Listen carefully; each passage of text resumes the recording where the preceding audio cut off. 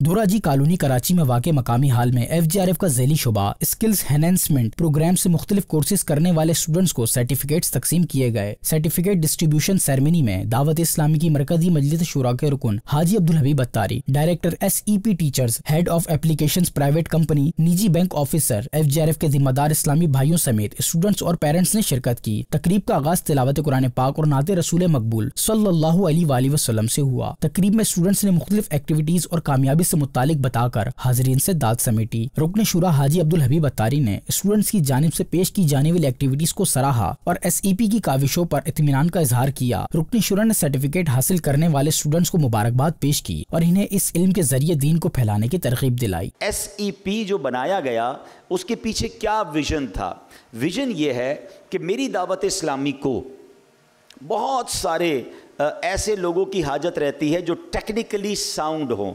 Editor چاہیے آپ کو، ٹرانسلیشن کے لیے لوگ چاہیے، مدری چینل کے لیے چاہیے، گرافک ڈیزائنر چاہیے، خود IT پروفیشنلز چاہیے، ہمیں فیضان آن لائن اکیڈمی کے لیے بہت اچھے انگلش بولنے والے اسپیکر چاہیے، اور سب سے بڑھ کر پوری دنیا میں ویل اسکپڈ اور یوں سمجھیے کہ ایجوکیٹڈ مبلغین چاہیے، کمیونیکیشن اسکل کے ماہر چاہیے۔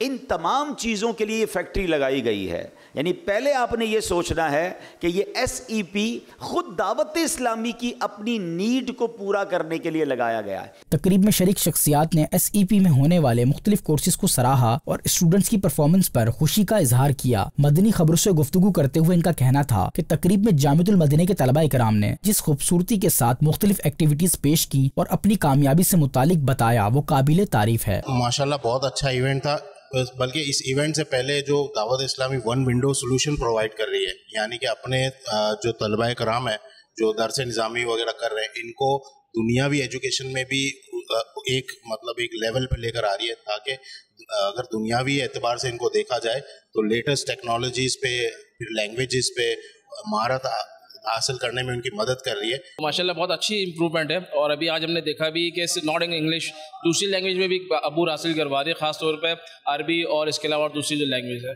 تو ماشاءاللہ بڑا اچھا گروتھ ہے اور اچھا چل رہا ہے کافی اس کا۔ سرٹیفکیٹ حاصل کرنے والے اسٹوڈنٹس کا مدنی خبروں سے گفتگو کرتے ہوئے کہنا تھا کہ SEP سے میں نے ڈیجیٹل مارکیٹنگ کورس کرا ہے۔ پہلے میرے کو ڈیجیٹل مارکیٹنگ کے بارے میں کچھ پتہ نہیں تھا، اس طریقے سے میں نے کورس کرا ہے 6 مہینے کا۔